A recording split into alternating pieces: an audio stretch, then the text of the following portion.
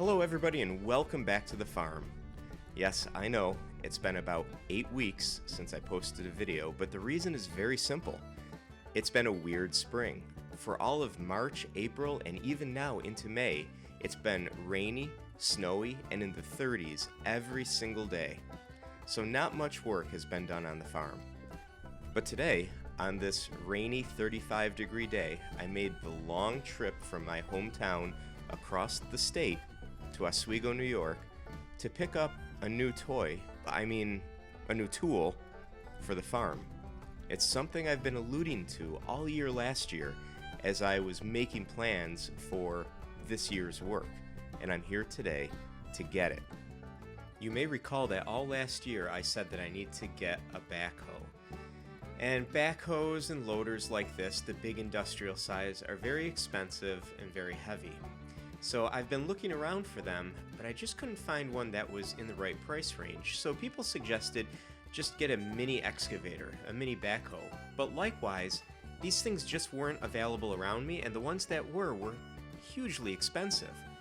And what I didn't want to happen is a repeat of last year when I had the bulldozer, where I had to get a semi-truck and a flatbed and pay an exorbitant transportation expense and get permits. So what did I get? I got this. This is the best of both worlds for me. This is what's called an Almond TLB 325. It's a mini loader backhoe, but this thing weighs like 5,000 pounds.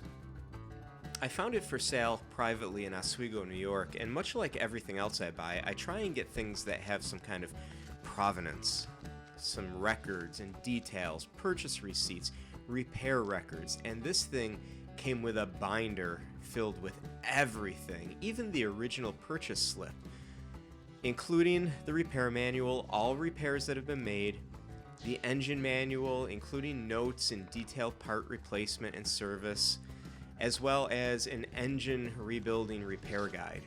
So I was very happy to see this. But it wouldn't be a farm purchase if there wasn't some sort of chaos and calamity. So beside the fact that it's like low 30s right now and pouring rain, we could not get this thing up onto my equipment trailer. So there's two reasons for this. First of all, it's very muddy and the tires were slipping, and these vehicles are only two-wheel drive vehicles, which isn't a huge deal for me, but it is here. The second thing is I was never able to build ramp extensions for this trailer, so the approach angle is very steep of the ramps. We tried to spin it around backwards and pull it up in reverse, but the bottom of the backhoe was immediately hitting the trailer even before the wheels even got to the ramps.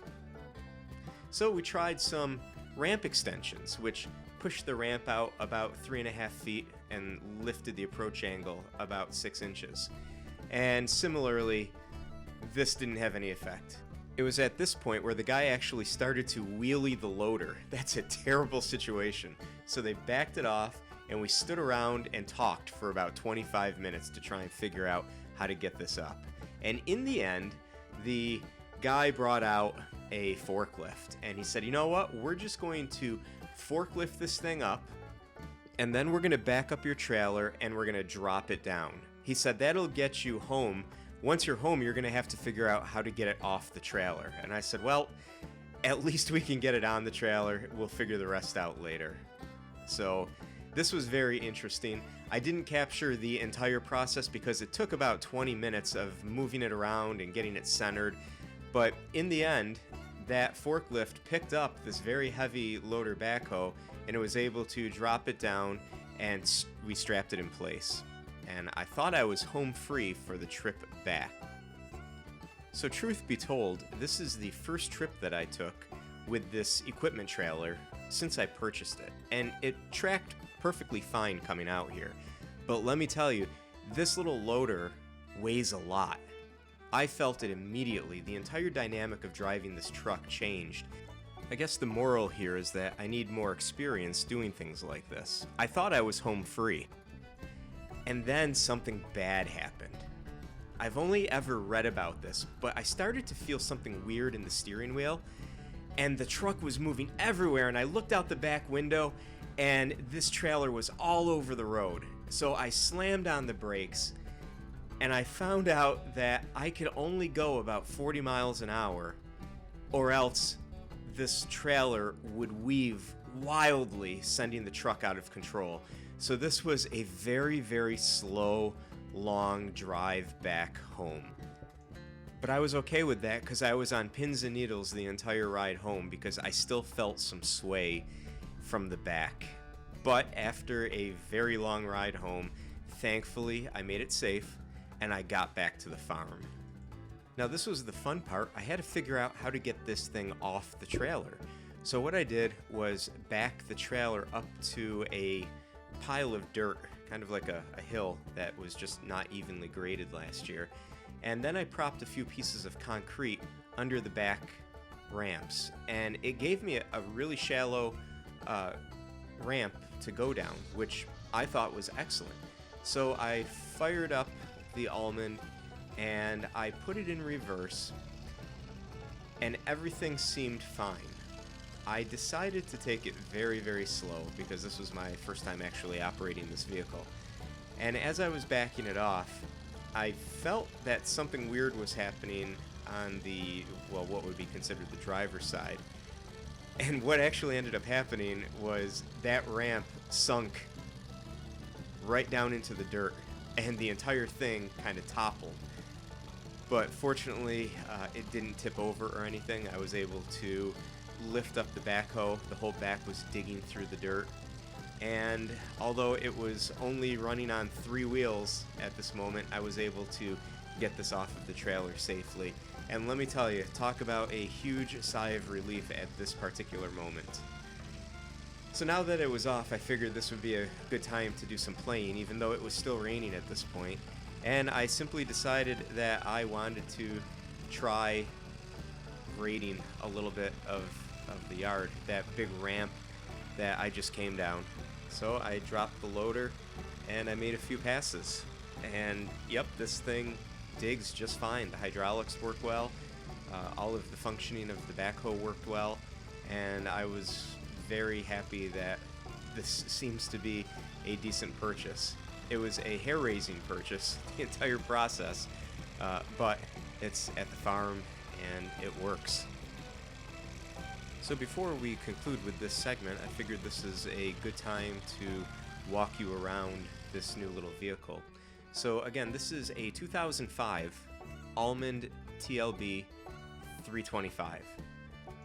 This was owned by a rental company out in Oswego, New York, and was always maintained in-house with all documentation kept.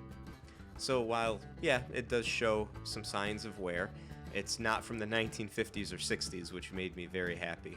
The controls all seem to work.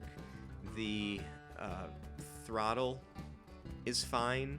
The choke is fine. The front hydraulics are good.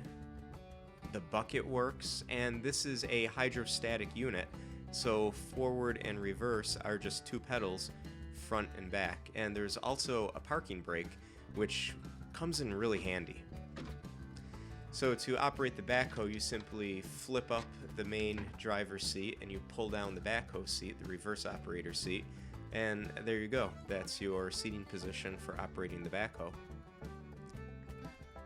That seat shows some signs of wear and it's seen better days, but it still works just fine. It does come with a seatbelt, but the previous owner said it may not be the safest thing in the world to wear the seatbelt. There's some debate about that, I guess. The engine is a Kohler gas engine, and I was very happy to get gas this time instead of diesel. Gas engines are just more serviceable than the specialized diesel engines. The hydraulic system seems to be in pretty good shape. The hoses have been recently replaced. There's no leaks of any kind that I've seen yet. So in terms of walk-around potential, again, it shows some signs of wear, but it seems like a decent vehicle. Now, unfortunately, something unusual caught my eye today, and there was some damage.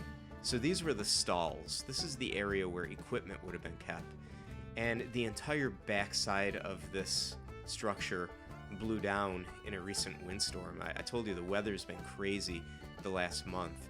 So this is a very sad situation. Not only did the back wall fall, but all the support posts and everything.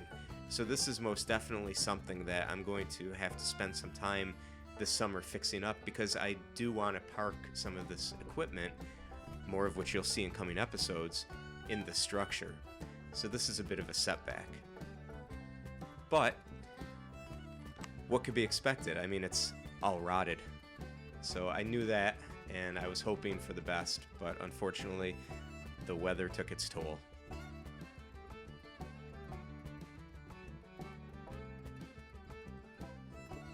Oh yeah, and remember my seed starting station? Well, look how great these plants look. But no, these are not the original plants. Nor are these.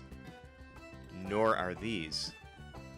Actually, the original plants are on these two brand new tables that I had to set up because I've got a jungle in my basement. I've got tomato plants that are about 2.5, 3 feet tall. I've got flowers on my zucchini plants. And what's even more amazing is I have full produce growing in my basement. These plants are ready to be planted. There's some tomato plants that are about 3 feet tall and already have flowers on them. This setup has really produced amazing results. I did an initial growing and then I did a second growing because everything went so great.